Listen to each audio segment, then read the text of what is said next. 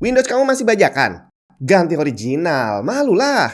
Karena sekarang kamu udah bisa beli lisensi Windows original pakai GoPay dan OVO di cdkeysales.com. Tinggal klik link di bawah, masukin keranjang, tulis kode voucher TNT untuk dapat diskon tambahan, check out dan pilih metode pembayarannya. Kalau udah selesai, kamu akan dapat lisensi Windows original yang bisa langsung dipakai untuk mengaktifasi Windows kamu. Bukan cuma Windows, di cdkeysales.com kamu juga bisa beli software dan game original. Link lengkap ada di deskripsi. The perks of new technology. Harganya mahal, bre. Ryzen 7000 barusan kemarin keluar gitu ya. Dan mungkin saya yakin banyak di antara kamu yang udah update beli. Dan ada juga yang sedang berencana untuk upgrade. Tapi saya ingetin, kamu nggak bisa upgrade karena kamu berarti harus mengganti semuanya. Karena Ryzen 7000 ini membawa banyak sekali teknologi baru yang tidak disupport oleh teknologi lama. Salah satunya adalah soket AM5. Dan seperti yang biasa terjadi dari sebuah teknologi yang baru, harganya di awal rilis masih mahal. Jadi kalau kamu mau cari motherboard yang X670E itu ya, itu harganya masih di atas 5 juta. Rata-rata 6 juta, 7 jutaan gitu lah ya. Dan untuk prosesornya sendiri, ini Ryzen 5 7600X yang berarti dia adalah kelas menengahnya, itu harganya juga masih di atas 5 juta. Dan yang lebih gilanya lagi, sekarang cuma gini doang, kamu nggak dapat cooler. Udah harganya 5 juta lebih, kita nggak dapat cooler, masih harus modal lagi. Dan kira-kira cooler seperti apa yang nanti bisa dipasangin di sini, jangan-jangan harus cooler yang mahal. Kita akan tes tapi bukan di video kali ini ya. Dan untungnya ada chipset yang kelas menengahnya udah dirilis nih. Ini adalah Asus TUF Gaming B650M plus Wi-Fi. Dia chipsetnya B650 yang kita udah tahu. Yang seri 5 ini adalah kelas menengahnya untuk motherboard punya AMD. Cuma ternyata harganya juga masih lumayan tinggi. Jadi B650 dari TUF Gaming ini harganya masih di kisaran 4 jutaan. Jadi ini adalah hal yang harus kamu perhatikan. Untuk merakit PC kelas menengah teknologi terbaru dari AMD ini, motherboard yang kelas menengah ini harganya 4 jutaan, terus prosesornya yang kelas menengah juga 5 jutaan, ditambah lagi kamu harus beli coolernya yang terpisah, berarti hanya untuk CPU dan juga motherboard kamu harus keluar duit 10 juta. Tapi saya yakin hal itu nggak jadi masalah buat kamu yang emang udah nungguin Ryzen 7000 dari sejak lama gitu ya, terutama para fans beratnya AMD biasanya begitu rilis langsung beli berapapun harganya.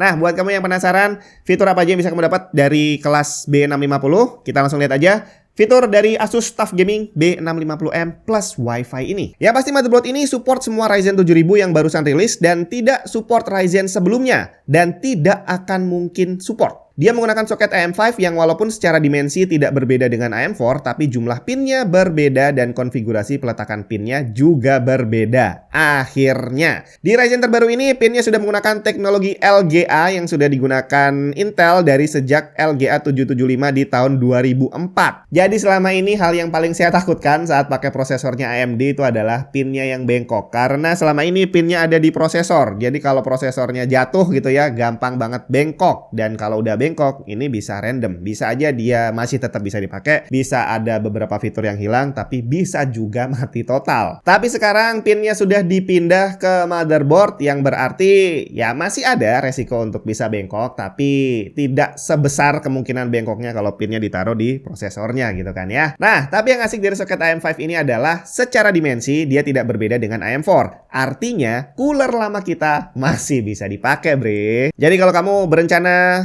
beli CPU dan juga motherboard baru, tapi kamu pengen menghemat cooler karena cooler yang lama itu kelas high end gitu ya, tenang aja, bisa langsung dipakai tanpa harus beli bracket tambahan. Kemudian untuk memori, dia support DDR5 4 DIMM maksimum 128GB dengan speed 6400 plus. Dan ini adalah satu-satunya RAM yang disupport, cuma DDR5, gak ada versi DDR4 untuk AM5 ini. Kemudian di sini fitur one click overclock yang kita kenal selama ini dengan nama XMP diganti menjadi Expo, Extended Profiles for Overclocking. Seperti kita tahu, XMP itu punya Intel dan ada copyrightnya, artinya yang pengen pakai harus bayar royalti. Nah, Expo ini ceritanya akan menggantikan DOCP dan EOCP dan akan dibuat license free alias royalty free. Jadi nantinya semua pabrikan RAM yang mau menggunakan nama Expo nggak perlu bayar. Mantep banget ya, AMD banyak banget loh bikin teknologi baru-baru kayak gini tapi dibuat gratis untuk semua orang. Dan nggak usah khawatir buat kamu yang punya RAM XMP bukan Expo, tetap masih bisa dipakai di sini. Terus untuk port grafis onboard yang disediakan Asus TUF Gaming B650M Plus Wi-Fi ini ada DisplayPort 1.4 yang support up to 8K 60Hz dan ada HDMI 2.1 yang support up to 4K 60Hz. Dan yang menarik dari prosesor Ryzen 7000 ini adalah semuanya sudah punya APU. Jadi kamu nggak perlu lagi bingung cari seri X atau seri G gitu ya, karena semuanya sekarang udah punya APU. Tapi jangan dipikir APU-nya kayak yang dulu canggih dipakai buat gaming bisa gitu ya. Nggak, ini APU-nya ya APU yang sekedar ada. Bisa dipakai untuk kerja dan proses encoding, decoding bisa, tapi kalau untuk gaming ya jangan terlalu diharapkan karena computing unitnya cuma sedikit. Sekarang expansion slot. PCI Express utama kali 16 yang ikut CPU ternyata masih menggunakan Gen 4 dan support juga Gen 3. Dan ini nggak jadi masalah karena teknologi GPU juga masih di situ. Mau upgrade ke RTX 4000 nantinya juga aman karena mereka juga masih pakai PCI Express 4. Kemudian untuk slot kali 16 kedua, dia support Gen 4 dan Gen 3 juga, tapi hanya jalan di speed kali 4. Dia ikutan chipset B650-nya termasuk slot PCI Express kali 1 yang juga support Gen 4 dan Gen 3. Kemudian untuk storage drive kita dikasih 2 slot M.2 di mana yang satu udah support Gen 5 kali 4 dan satu lagi Gen 4 kali 4. Cuma Gen 5-nya ini juga masih gimmick karena Gen 4 aja masih baru banget. Dan untuk kedua slot M.2 ini juga sudah dilengkapi heatsink. Jadi buat yang beli SSD NVMe tanpa heatsink, tenang aja. Cuma untuk M.2-nya di sini hanya tertulis support NVMe. Saya udah cek di website dan di manual booknya tidak menyebutkan ada support M.2 SATA. Jadi buat yang masih pakai M.2 SATA dan pengen beli motherboard ini, jadikan pertimbangan karena ada kemungkinan dia nggak support. Saya sendiri belum ngetes karena nggak ada yang M.2 SATA di sini ya. Cuma ya dipertimbangkan aja, toh juga harganya udah nggak terlalu jauh bedanya. Kemudian kita dikasih 4 port SATA 6 Gbps dan ini adalah port SATA lama untuk tempat hard disk dan SSD SATA dengan form factor lama. Kemudian untuk networkingnya kita dikasih satu LAN port 2,5 Gbps yang udah jadi standar baru sekarang. Kemudian kita dikasih Wi-Fi 6 dan Bluetooth 5.2. Dan seperti biasa antena Wi-Fi dan Bluetoothnya dipasang di I/O panel bagian belakang. Kemudian untuk port USB kita dikasih banyak banget. Di back panelnya ada 8 port, ada satu USB-C 20 Gbps, 2 USB-A 10 Gbps, 1 USB-A 5 Gbps, dan 4 USB 2. Sedangkan untuk front panel kita dikasih total 7 port tambahan. Kemudian di back panelnya kita juga dikasih BIOS flashback button buat update BIOS tanpa CPU. Tapi sayangnya tidak ada tombol clear CMOS. Ini sangat disayangkan karena sebenarnya tombol clear CMOS ini kalau saya bilang sih malah lebih penting dibandingin tombol flashback BIOS gitu ya. Karena kalau clear CMOS itu bakal sering dipakai karena PC-PC kayak gini kan kadang-kadang suka error gitu settingan XMP-nya atau settingan Expo-nya nanti. Jadi kita harus clear CMOS dan kalau harus bolak-balik buka casing terus cari tempat jumpernya itu lumayan merepotkan karena setiap motherboard punya tempat jumper yang berbeda-beda. Jadi kita nggak bisa ngafalin harus ngejumpernya di sebelah mana gitu ya. Kemudian untuk audio, motherboard ini menggunakan Realtek 7.1 surround sound yang pastinya juga support 2, 4, dan 5 channel. Dan seperti teknologi Asus yang sudah ada selama ini, motherboard ini juga menggunakan two-way AI noise cancellation untuk suara mikrofon yang bebas noise.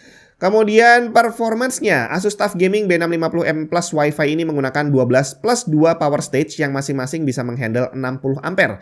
Kemudian teknologi Digi Plus VRM membuat suplai daya listrik ke CPU menjadi lebih bersih dan stabil. Ditambah dengan Enlarge VRM Heatsink membuat motherboard ini cukup mumpuni untuk menghandle Ryzen 9 sekalipun. Nah, sekarang kita kembali ke Ryzen 7000 yang ternyata dia hanya mensupport DDR5. Jadi beda dengan Intel generasi 12 kemarin yang dia dirilis itu dengan dua versi. Ada motherboard yang versi DDR5 dan DDR4 untuk masa transisi. Tapi AMD memutuskan untuk ya udahlah supportnya DDR5 aja. Ini bisa dibilang bagus atau nggak bagus juga. Karena untuk saat ini harga DDR5 itu masih lumayan mahal. Tapi kalau nggak dipaksa begini, harga DDR5 juga bakal susah turun.